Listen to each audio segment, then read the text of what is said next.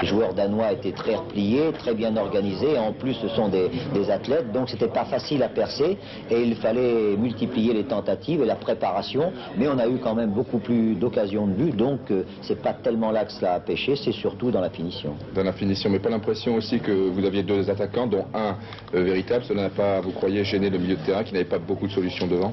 Il y aurait eu d'autres joueurs devant, c'était pareil, il y avait un repli massif, bien organisé, je le répète, des joueurs danois.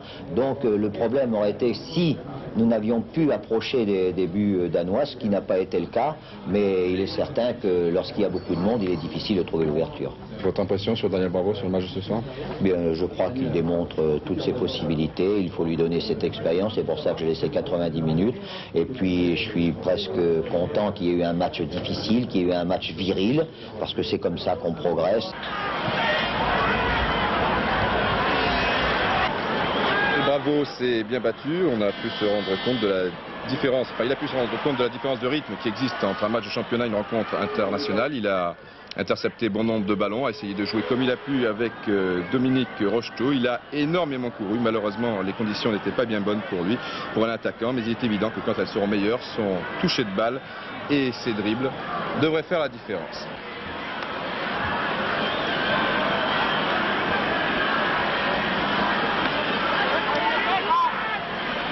Par rapport à votre match, personnellement, contre Pénarol? Je suis davantage satisfait, bien que ce soit pas encore super, je suis quand même satisfait. Oui Jean, il y a fort à parier que pour le prochain match de l'équipe de France contre l'Espagne à domicile contre le Parc des Princes, eh bien Michel Hidalgo joue avec deux véritables attaquants. Des ailiers gauches, il y en a bon nombre, Bellone, Amis ou alors Didier Six. Et puis un véritable avant-centre. Et là, Daniel Bravo sera peut-être en mesure de donner tout son talent. Voilà. Bien, merci Didier Roustan. Au fait, Cannes hier soir en championnat de 2e division, quel est le résultat? J'ai pas vu ça, je sais pas. C'était pour une transition pour vous présenter les résultats de football de 2e division. Dans le groupe A, vous pouvez constater que Cannes a été écrasé à Montpellier par 4-1.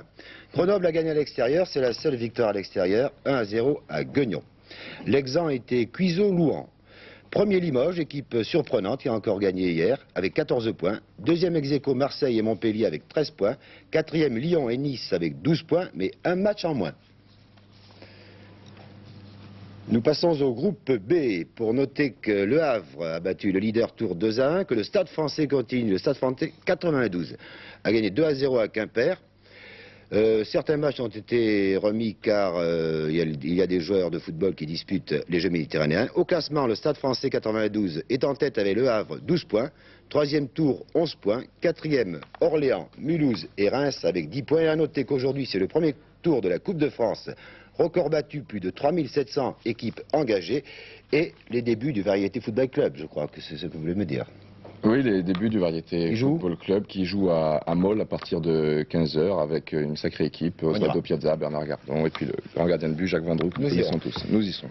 Alors cette semaine, notre ministre des Affaires étrangères, c'est Frédéric Jaillant. On a beaucoup joué au football, aux quatre coins, non pas de l'Hexagone, comme a dit un de nos confrères, mais de l'Europe. Oui, c'était un peu la rentrée des classes pour pas mal d'équipes internationales européennes. Alors on va commencer par un match qui comptait pour les éliminatoires du championnat d'Europe des Nations. On ne dit plus où il a lieu, ce championnat. En France, En France, voilà, je crois que les gens le savent. Alors il opposait mercredi soir en Norvège, la Norvège à la Bulgarie. Et puis, avant ce match, les données étaient simples. La Bulgarie était de toute façon qualifiée. Par contre, une victoire plaçait les Norvégiens en position de favoris pour la qualification. Dans ce match, ce sont les Norvégiens en rouge qui vont prendre le meilleur départ. 4e minute de jeu, le ballon parvient dans les pieds de Hared qui ouvre le score pour la Norvège. Hared, c'est le stopper de cette équipe norvégienne. Un stopper qui apparemment a le sens du but. Les Bulgares, cependant, ne vont pas mettre longtemps pour égaliser un remarquable coup franc de Mladenov, un partout après seulement 10 minutes de jeu. Grâce à ce ralenti, on voit que le mur norvégien n'était pas idéalement placé. Il n'empêche que le tir de Mladenov était absolument superbe. On se retrouve maintenant en deuxième mi-temps avec les Bulgares à l'attaque. La défense norvégienne renvoie une première fois, mais directement sur Sirakov, un tir, et c'est le deuxième but pour la Bulgarie. Un tir qui a été dévié par le talon, nous allons le voir, d'un défenseur norvégien. Voici le ralenti et finalement la Bulgarie bat la Norvège par 2-1. Alors, le classement de ce groupe 4, les Norvégiens sont virtuellement éliminés. Ils ont en effet disputé un match de plus que le Pays de Galles et la Yougoslavie. Le Pays de Galles et la Yougoslavie qui s'affronteront en décembre pour un match sans doute décisif. Nous passons maintenant au groupe 7 avec un match qui opposait aux Pays-Bas les Pays-Bas à l'Islande. Une victoire était indispensable à l'équipe néerlandaise, considérablement rajeunie, si elle voulait conserver une chance de qualification, et les choses n'ont pas traîné. 17e minute de jeu, Ronald Koeman hérite du ballon, une frappe d'une rare violence et les Pays-Bas ouvrent le score. Le gardien islandais était sur la trajectoire du ballon, mais il n'a même pas pu esquisser le moindre geste. Une minute plus tard, c'est un coup franc pour les Pays-Bas. À la réception se trouve Gullit qui ajoute un deuxième but pour son équipe. Les Islandais jouaient très regroupés derrière. C'est la raison pour laquelle Gullit, un défenseur, est monté à l'attaque. Et le moins que l'on puisse dire, c'est qu'il a bien fait. Et ce n'est pas fini, 21e minute, une tête de Peter Houtman, et c'est un nouveau but pour les Pays-Bas. Houtman, qui joue à Feyenoord, fut la saison dernière le meilleur buteur du championnat néerlandais avec 30 buts. Il n'en marquera pas d'autres dans ce match. 3-0 pour les Pays-Bas, c'est en effet le score final.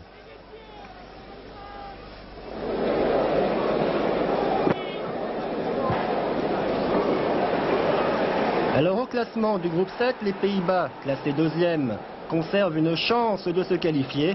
Les conditions, qu'ils gagnent à Dublin dans un mois face à l'Air, puis qu'ils battent l'Espagne sur leur terrain.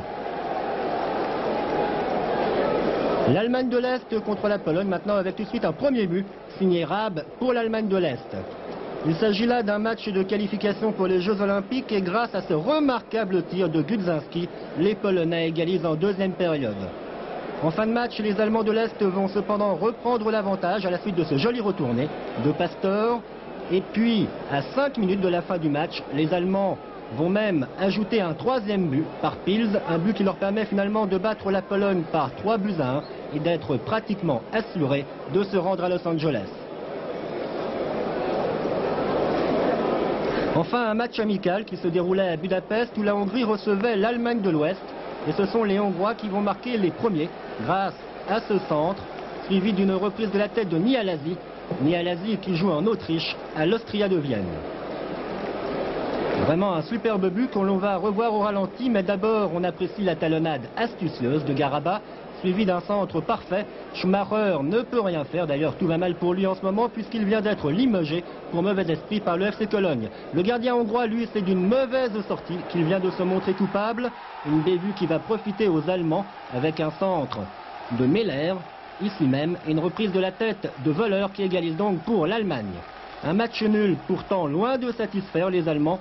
Ils devront mieux jouer, beaucoup mieux, dans 3 semaines face à l'Autriche, s'ils veulent se qualifier pour le championnat d'Europe des Nations.